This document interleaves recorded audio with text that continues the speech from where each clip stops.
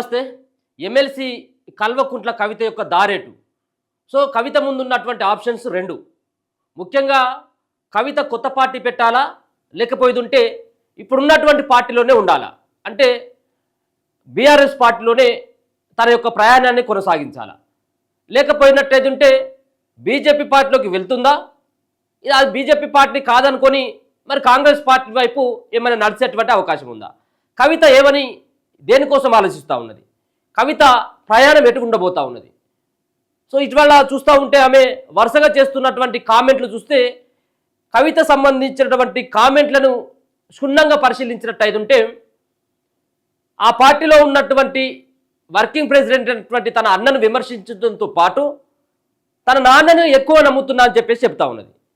తన నాన్న తన కేసీఆర్ ఎవరైతే ఉన్నారో కేసీఆర్ నాయకత్వంలో పనిచేసేందుకు నేను సిద్ధంగా ఉన్నాను, కానీ ఇంకొక వేరే వాళ్ళ చేతిలో పెడితే వేరే వాళ్ళ నాయకత్వంలో పనిచేసేందుకు నేను సిద్ధంగా లేనని ఒక మాట చెప్పింది. ఇప్పటి వరకు పార్టీ పగ్గాలు కల్వకుంట్ల ఎవరైతే చంద్రశేఖరరావు ఉన్నాడో కల్వకుంట్ల చంద్రశేఖరరావు చేతిలోనే ఇప్పటివరకు పార్టీ పగ్గాలు ఉన్నాయి. ఆ పార్టీ పగ్గాలు బీఆర్ఎస్ పార్టీ వర్కింగ్ ప్రెసిడెంట్ తన కొడుకైనటువంటి కేటీఆర్ చేతిలో అప్పగించేందుకు ప్రయత్నాలు జోరుగా కొనసాగుతున్నటువంటి తరుణంలో ఎట్టి పరిస్థితుల్లో తన నాన్న తన కొడుకైనటువంటి కేటీఆర్కి ఖచ్చితంగా పార్టీని అప్పగించబోతూ ఉన్నాడు. కాబట్టి కవిత మరలబడేటువంటి ఆ పరిస్థితి వచ్చింది. అంటే కేటీఆర్కి పార్టీ బాధ్యతలు అప్పగించొద్దు అనేది కల్వకుంట్ల కవిత యొక్క మొదటి నుంచి వాదన. ఇక రెండో అంశానికి వచ్చినట్టయితే వాళ్ళ ఆస్తులకు సంబంధించినటువంటి అంశం. ఒకవేళ కేటీఆర్కి పార్టీ పగ్గాలు అప్పగిస్తే వర్కింగ్ ప్రెసిడెంట్గా తనని నియమించాలని చెప్పేసి ఒక పట్టుబడతా ఉన్నది. పార్టీలో తన అన్నకి ఏ విధంగానైతే ప్రయారిటీ ఉంటుందో నాకు కూడా ఆ విధమైనటువంటి ప్రయారిటీ ఉండాలన్నటువంటి భావన కవితకు ఉంది. ఇక రెండో విషయానికి వచ్చిన తర్వాత ఆస్తి తగాదాలు కూడా ఉన్నాయి. మరి తండ్రికి సంబంధించినటువంటి ఆస్తులు కావచ్చు, ఆ కుటుంబానికి సంబంధించినటువంటి ఆస్తులలో కవితకు ఎట్లాంటి వాటా లేదు అని చెప్పేసి మరి కేటీఆర్ చెప్తా ఉన్నాడట. నీకెందుకు ఉంటుందో, ఆడపిల్ల నువ్వు అయిపోయింది కాబట్టి ఉన్నటువంటి ఆస్తులు కానీ లేకపోతే ఇంకేమున్నప్పటికీ అవి నాకే చెందుతాయి అన్నటువంటి భావనతో కేటీఆర్ ఉన్నాడు. కానీ కవిత మాత్రం ఆస్తులలో వాటా కావాలి, అధికారంలో సైతం కూడా వాటా కావాలనేది కవిత యొక్క వాదన. అందుకనే పూర్తిగా మొదటి నుంచి మనం చూసుకుంటా ఉంటే లేఖ విడుదలైనప్పటి నుంచి ఇప్పటి వరకు కవిత ప్రతిసారి కేటీఆర్ని విమర్శిస్తుంది, కానీ కేసీఆర్ని ఎక్కడ కేసీఆర్ని విమర్శించట్లేదు. కానీ ఆ లేఖలో ఒక సూచన మాత్రం చేయడం జరిగింది. అంటే బీజేపీ పార్టీకి సంబంధించిన నేతలని కొంత ఘాటుగా మాట్లాడినట్టయితే బాగుంటుంది, మరో పక్కన కింది స్థాయి క్యాడర్ తోటి మీరు రివ్యూ మీటింగ్లు పెడితే బాగుంటుంది అన్నటువంటి ఒక సూచన మాత్రం చేసింది. ఇక నేరుగా కేటీఆర్ పైన మాత్రం అటాక్ ఒక దాడే చేస్తూ ఉన్నది, మాటల దాడి. కేటీఆర్ అన్నటువంటి 3 అక్షరాల పదాన్ని ప్రత్యక్షంగా తీసుకోకపోయినప్పటికీ పరోక్షకంగా ఆయన పైన విమర్శలు దాడి చేస్తూ ఉన్నది. పార్టీ నడిపేటువంటి సత్తా లేదు, మరో పక్కన నేను చాలా మొండిదాన్ని, నేను కేసీఆర్ అంతా తిక్కల దాన్ని అన్నటువంటి వ్యాఖ్యలు చేస్తూ ఉన్నది. బీఆర్ఎస్ పార్టీ నేతలు చేయాల్సినటువంటి పని ట్విట్టర్లో ట్వీట్లు చేసుడు కాదు, సోషల్ మీడియాలో పోస్టులు పెట్టుడు కాదు, ప్రజాక్షేత్రంలో పోయి యుద్ధం చేయండి అని చెప్పేసి కేటీఆర్ని అంటా ఉన్నది. అంటే కేటీఆర్ నాయకత్వాన్ని ఆమె కోరుకోవట్లేదు పార్టీలో. ఇక రెండో విషయానికి వచ్చిన తర్వాత ఇప్పుడు అదే చెప్తున్నా, ఒక పక్కన కేటీఆర్ వ్యతిరేకిస్తూనే వాళ్ళ నాన్నను ప్రేమిస్తుంది, వాళ్ళ నాన్నను గౌరవిస్తుంది, కానీ కేటీఆర్ని మాత్రం కాదంటుంది.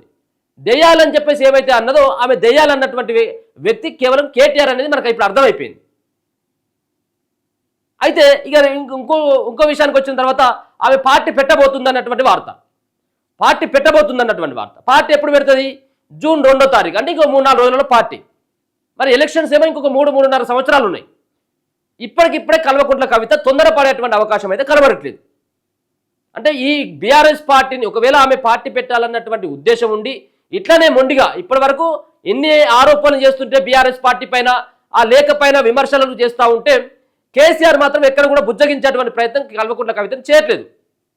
కేవలం మధ్యవర్తుల ద్వారా ఇద్దరితోటి రాయబారాన్ని పంపి అక్కడ ఏదో వ్యవహారం నడపండి, ఆమెను బుజ్జగించండి అని చెప్పింది తప్పించి ఆయన నేరుగా కల్వకుంట్ల కవితను కనుక ఫామ్ హౌస్కి పిలిపిస్తే ఈ సంబంధించిన గొడవంతా సర్దుమణిగిపోతుంది.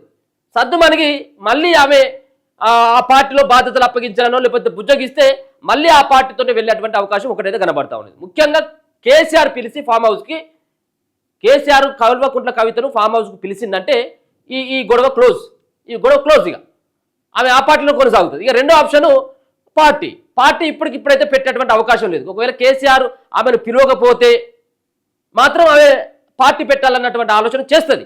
పార్టీ పెట్టాలన్న ఆలోచన ఆమె కూడా ఉన్నది ఇప్పటికీ.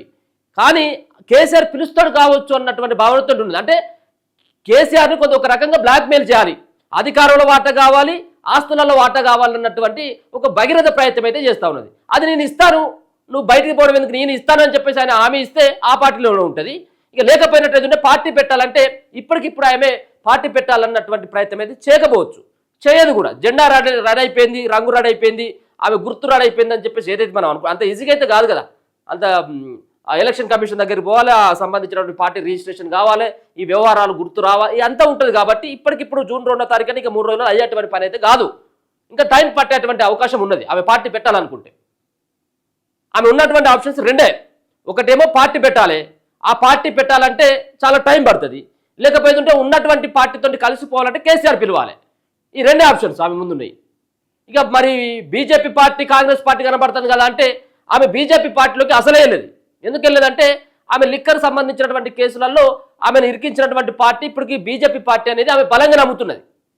బలంగా నమ్మే ఇదే కదా గొడవ అంతా. ఇప్పుడు వచ్చినటువంటి గొడవ ఇది. బీజేపీ పార్టీలో బీఆర్ఎస్ పార్టీ విలీనం చేయాలని చెప్పేసి కుట్రలు చేసిండు, కానీ నేనే ఆపినని చెప్తుంది ఆమె.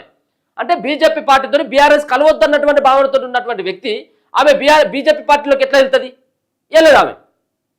మరో పక్కన వరంగల్ సభలో బీజేపీ పార్టీ పైన విమర్శలు ఎందుకు చేయలేదని చెప్పేసి నిలదీస్తున్నది ఆమె బహిరంగంగానే. అంటే ఆమె ఆ పార్టీ వైపు కనీసం కన్నెత్తి కూడా చూడదు. ఇక రెండోది కాంగ్రెస్ పార్టీ ఉన్నది, అధికారంలో ఉన్నటువంటి కాంగ్రెస్ పార్టీ. ఆ కాంగ్రెస్ పార్టీ మునిగిపోయేటువంటి నావా అది ఎంతమంది లేపినా కానీ అది లేచినట్టు లేదు ఆ పార్టీ అనేది ఆమె యొక్క భావన. ఇక రెండో విషయానికి వచ్చినట్లయితే ఉంటే ఒకవేళ ఆ తండ్రిని ఎదిరించి ఆమె బయటకు వస్తే ఆమె టార్గెట్ ముఖ్యమంత్రి, అంతే కదా. ఆమె టార్గెట్ ముఖ్యమంత్రి. బయటకు వచ్చి పార్టీ పెట్టిందంటే కొత్త పార్టీ పెట్టినటువంటి వ్యక్తులకు ముఖ్యమంత్రి టార్గెట్ ఉంటుంది. కాబట్టి ఇప్పుడు కాంగ్రెస్ పార్టీలోకి పోతే ఈమెకు ముఖ్యమంత్రికి సంబంధించినటువంటి ఆ పోస్ట్ ఒకవేళ మళ్ళీ అధికారంలోకి వస్తే నువ్వే ముఖ్యమంత్రి అన్నటువంటి హామీ అయితే ఇవ్వరు కదా. ఎవరు ఆ సంబంధించినటువంటి ఆ కవిత పార్టీలో చేస్తే నువ్వు ముఖ్యమంత్రి అన్నటువంటి హామీ ఇవ్వరు. అలాగే కాంగ్రెస్ పార్టీలో పూర్తి స్థాయిలో అది, ఎందుకంటే ఇక్కడ ఉన్నటువంటి చాలా మంది సీనియర్లు ఉన్నారు. మరో పక్కన కవిత కనుక పార్టీలోకి తీసుకున్నట్టయితే ఇక పార్టీ పని అయిపోతుంది అన్నటువంటి భావనతో కాంగ్రెస్ పార్టీ ఉన్నది. మొదటి నుంచి కూడా కాంగ్రెస్ పార్టీకి ఏంటిదంటే గతంలో తెలంగాణ ఇచ్చిన తర్వాత ఇప్పుడు ఉన్నటువంటి టీఆర్ఎస్ పార్టీని కాంగ్రెస్ పార్టీలో విలీనం చేస్తారని చెప్పేసి అప్పుడే సోనియా గాంధీని కేసీఆర్ కుటుంబం అంతా కూడా పోయి ఢిల్లీలో కలిసి ఆడ ఆశీర్వాదాలు కాలువకి మొత్తం పార్టీ కలుపుతామని చెప్పేసి వచ్చి ఇక్కడ మళ్ళీ ప్లేట్ ఫిరాయించి మోసం చేసింది. అప్పుడు ఇప్పుడు మళ్ళీ కల్వకుంట్ల కవితను, మళ్ళా కల్వకుంట్ల కుటుంబాన్ని ఆ పార్టీలో చేర్చుకునేటువంటి అంశంలో ఖచ్చితంగా అధిష్టానం ఆలోచిస్తుంది. ఆమె యొక్క రాకని సైతం కూడా వద్దు అని చెప్పేసి ఇప్పటికే చెబుతా ఉన్నారు. ఆమె అటువైపు కూడా వెళ్ళదు. ఒకవేళ కాంగ్రెస్ పార్టీ వైపు వెళ్ళాలి అంటే ఆమె నీకు ముఖ్యమంత్రి మళ్ళీ అధికారంలోకి వస్తే ముఖ్యమంత్రి ఇస్తామని చెప్పేసి అనాలి. గట్టి అయినటువంటి హామీ ఇస్తే మాత్రం వెళ్తుంది కావచ్చు, కానీ అటువంటి హామీ అక్కడి నుంచి లభించదు. కాబట్టి బీజేపీ పార్టీల వైపు కన్నెత్తు చూడది, కాంగ్రెస్ పార్టీ వైపు అసలు ఇక దాంట్లో వాళ్ళ హామీ ఇవ్వరు, ఇక వెళ్ళదు. ఉండేటువంటి ఆప్షన్స్ రెండే. వాళ్ళ తండ్రి పిలిస్తే మళ్ళీ అదే పార్టీతోటి నడవాలి, లేకపోయినట్లయితే కొత్త పార్టీ అయినా పెట్టాలి. ఆ కొత్త పార్టీకి ఇక టైం ఉన్నది అనేది మనకు అయితే స్పష్టంగా తెలుస్తూ ఉంది.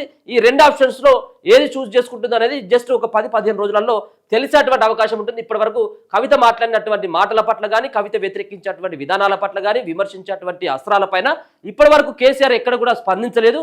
కేసీఆర్ స్పందిస్తే మాత్రం ఈ యొక్క సంబంధించినటువంటి దానికి ఫుల్ స్టాప్ పడేటువంటి అవకాశం అయితే కనబడతా ఉంది. చూద్దాం మరి ఏం జరగబోతా ఉన్నదని. చూస్తూనే ఉండండి మన తొలి వేరు.